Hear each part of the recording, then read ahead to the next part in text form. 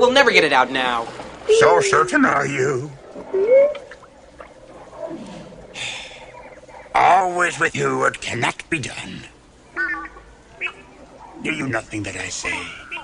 Master, moving stones around is one thing. This is totally different. No, no different. Only different in your mind. You must unlearn what you have learned. All right, I'll give it a try. No, try not. Do. Or do not. There is no try. Now, that was the first time I seen it. He's done it a lot and I learned how to figure it out. But I want to speak on the fact of us underestimating who we are. You know, we're looking at this situation and we're viewing ourselves and we're viewing things from a standpoint that we don't even perceive who we are. And we're not animals by any means, but we have more intellect than they do. And we can create whatever we want. And I'm still learning that. I'm still learning how to perceive that, how to grow and teach others how to. But at that moment, my life changed. I don't remember that first moment. If Toya saw it, she's definitely seen him jump before.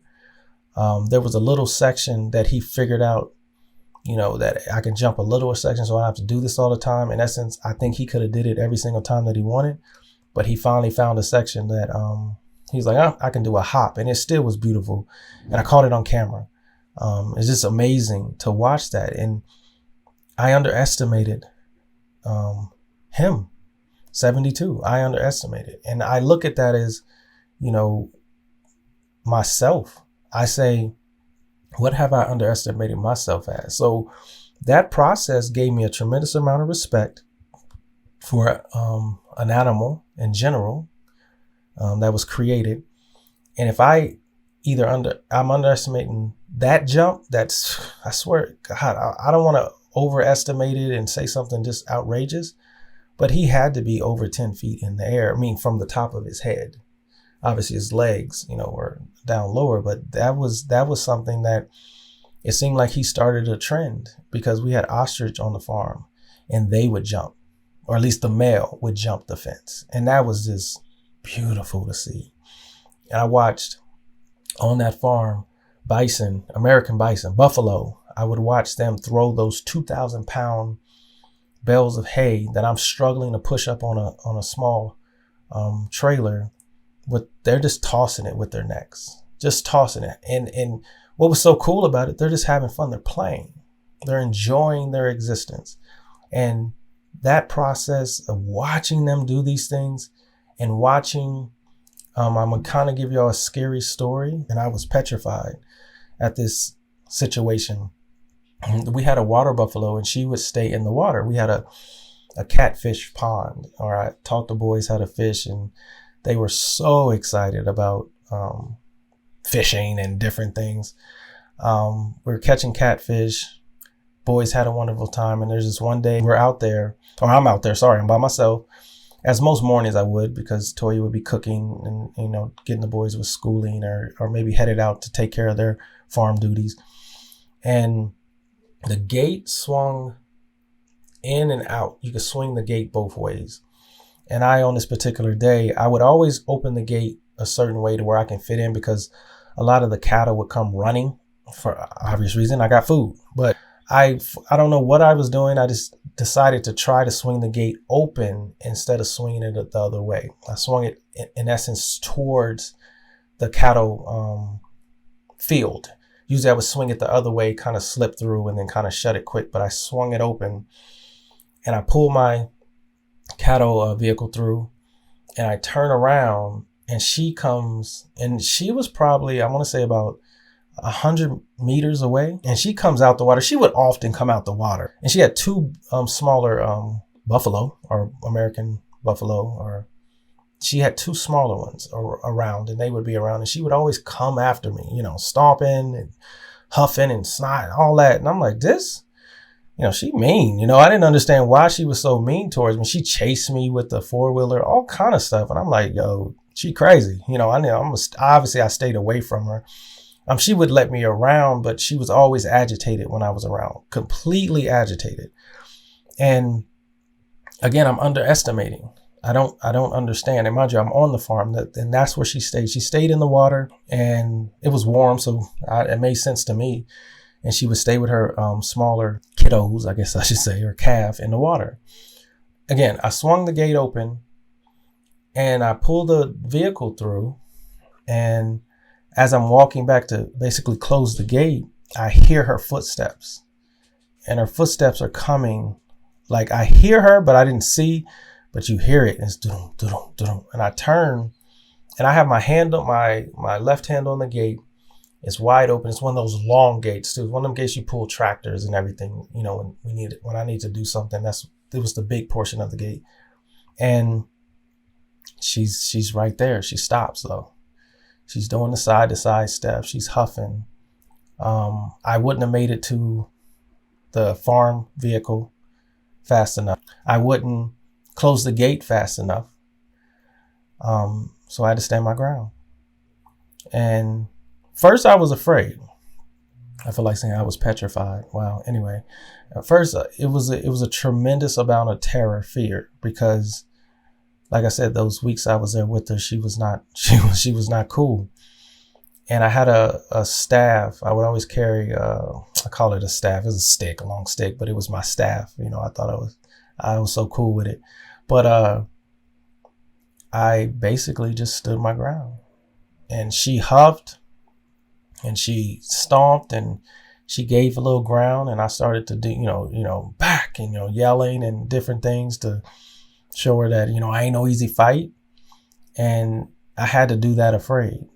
Again, preparing myself for the journey, preparing myself for what was to come without even realizing it.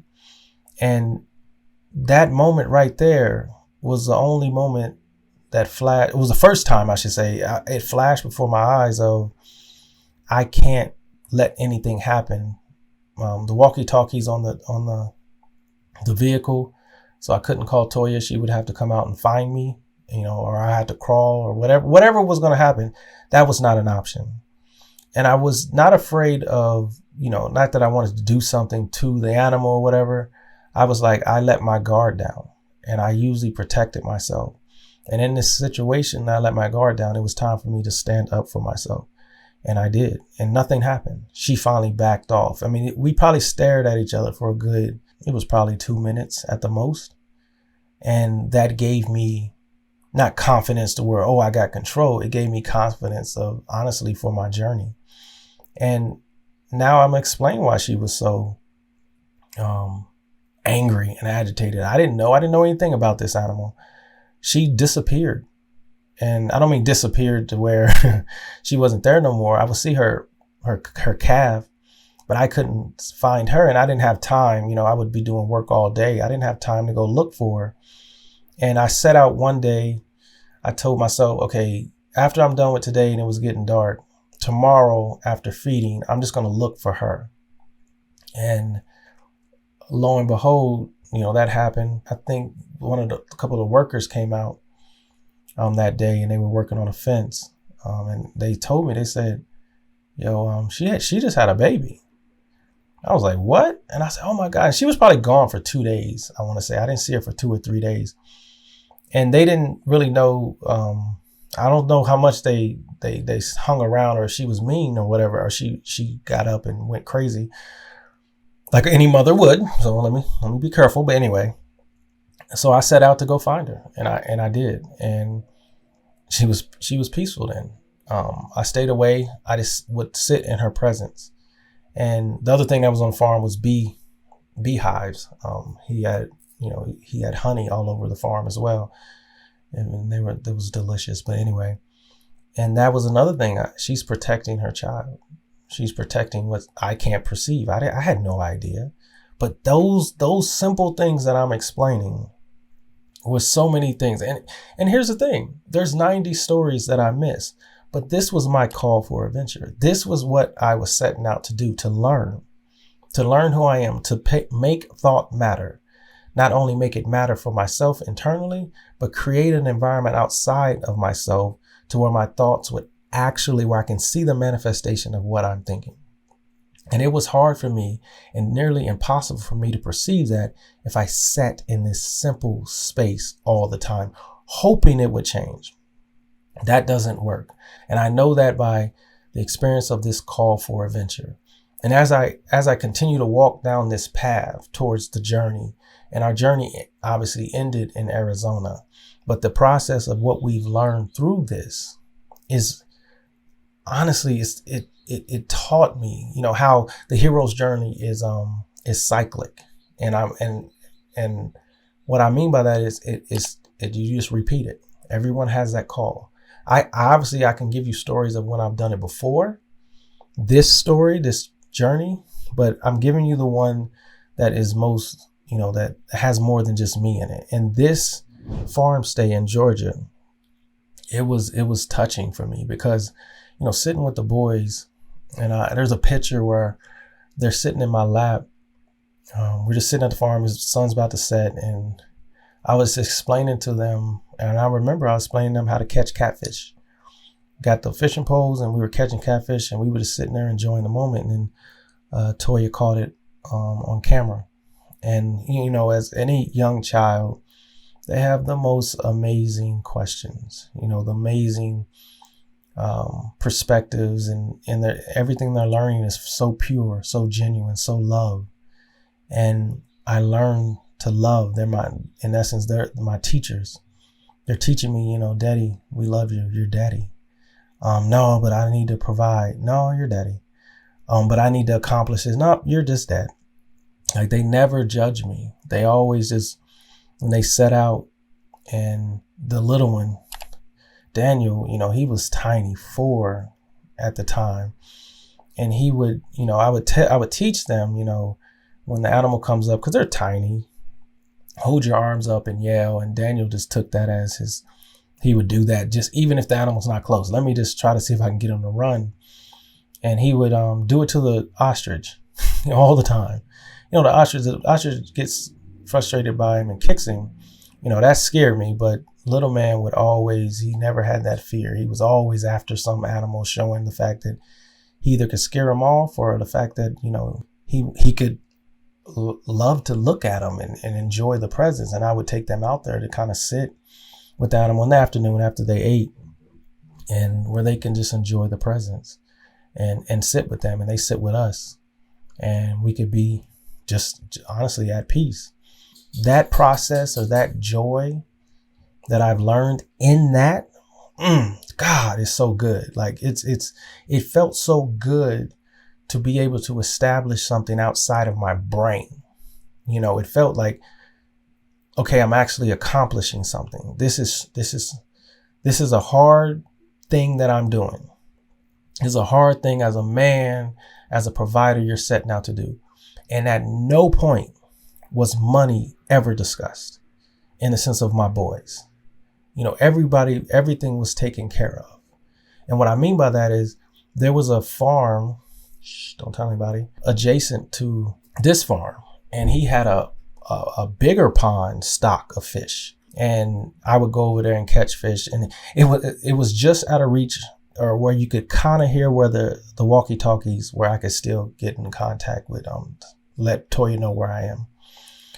And if we were hungry, or I didn't have time to go in town, the worker came out. These are beautiful people. They would catch fish, and they would give it to us. It was, if I needed something, they would bring it. And when you have someone or somebody's doing these things for you and encouraging you and loving you, and they just met you, that changed me too. And these people,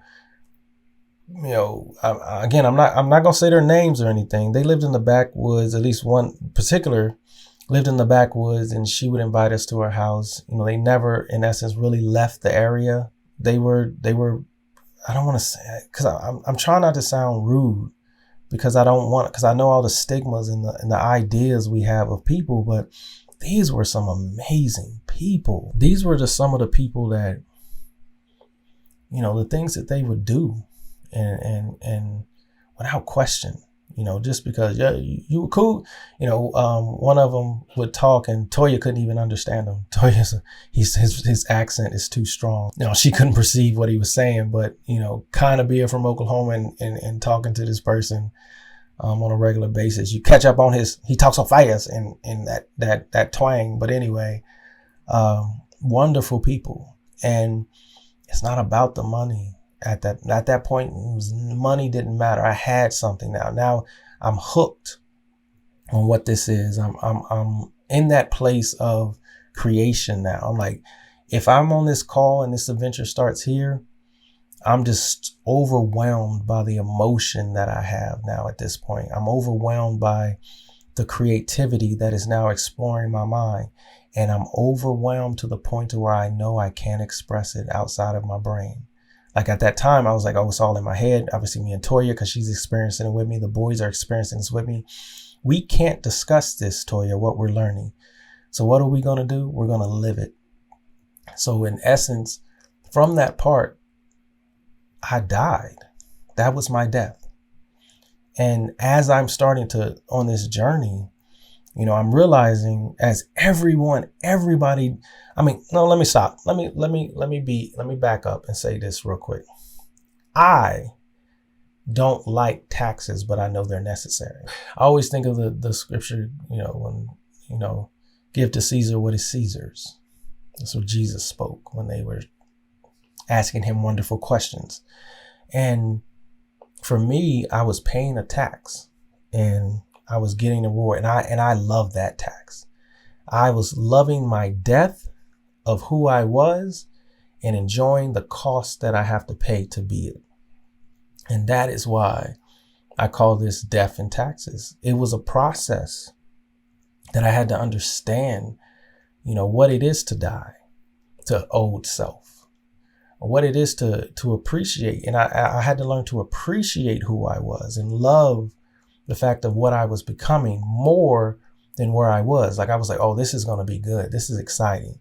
I'm actually establishing something. This is good. We were confident and gaining a tremendous amount of confidence for that, you know, going, you know, just from Virginia, that point of that fear. And that fear is something, when me and Toya discuss, we kind of just, you know, we appreciate where we are today, and we are way outside of this Georgia experience. But here's the beauty is that I'm explaining that I knew then, oh, this is good.